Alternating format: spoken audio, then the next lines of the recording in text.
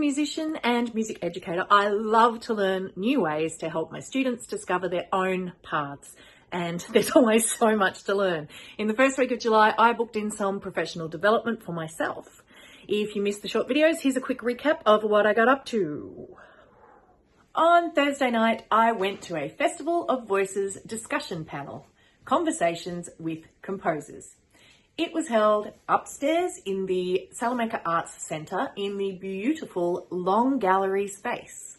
I got myself settled in with my very grown-up professional notebook with pens in sensible colours, some delicious non-alcoholic beverages, then absolutely loved listening to Dr. Maria Grenfell speak with Sandra Milliken, Paul Jarman and Quinn Thomas.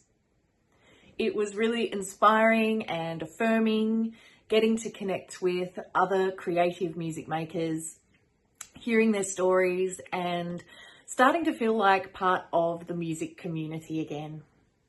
Looking forward to more events like this.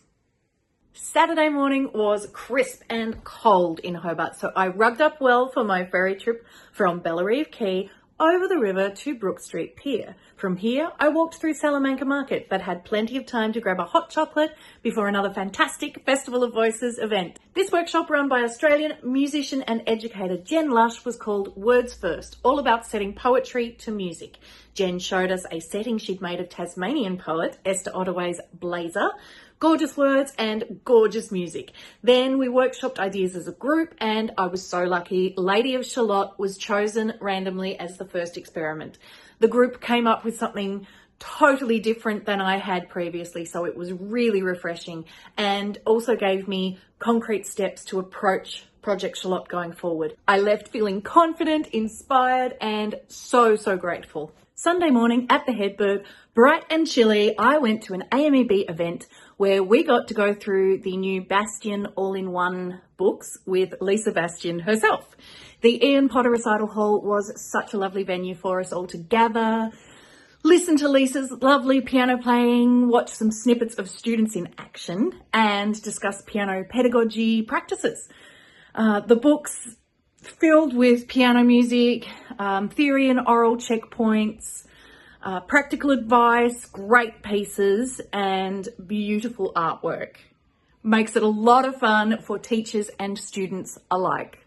As you can see, this was a lot about vocal composition and arrangements.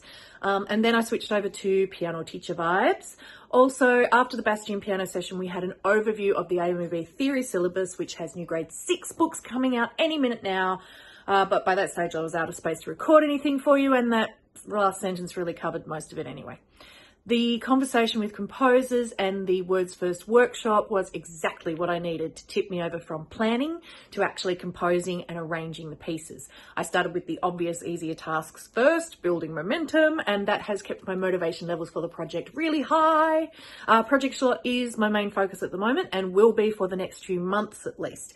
If you want to find out more about that, you can check it out on Patreon. Link is in the description, and there is a free membership option for you to see all the updates so far.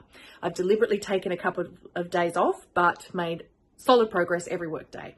I also got verbal agreement for a couple of people I have so much respect for who will mentor me through to the next phase. So I know I'm working towards a particular point and then I can get feedback before I go on from there. I think it's definitely going to be hard work, but really rewarding. Through July, I've taken a break from arranging other people's work, which is what I've been focused on for the past few months. I think I will give that break the rest of the month and come back to it maybe in August or even September when my own compositions are further along. That came out of advice from Paul Jarman and Sandra Milliken, who avoid listening to other music when they're in the initial creative phase of composing. And I do a lot of listening when I'm arranging, so for now, in order to follow that advice, I need to step back. Lisa Bastian was lovely and I really enjoy her approach to pedagogy. It's not just about impressive performance, it's about enjoying and creating music through the piano. I totally agree with her that if a student wants to learn something that's officially too hard for them, or if they really want to learn something that's not in the book, we should have a go anyway. Why? Because they will be inspired to practice a piece they love and they will learn a lot through challenging themselves. You can often find simplified arrangements of popular pieces.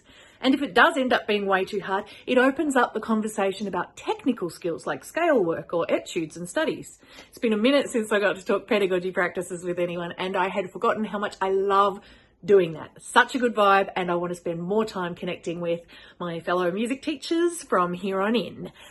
Professional development is not something that all private music teachers engage in, but I can't imagine how stagnant my teaching would become if I didn't do it. Especially with voice teaching, as a lot of the research is new and developing, you can miss really important information.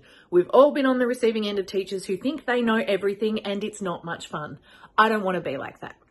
So here I am, committing myself to regular professional development, but also realising that I might spread it out a little bit more than these sessions because my brain was kind of melting out my ears by the end of the weekend. Wishing you happy music making and learning at your own pace. What kind of stuff do you want to learn about? Let me know in the comments, and I'll see you next time. Bye!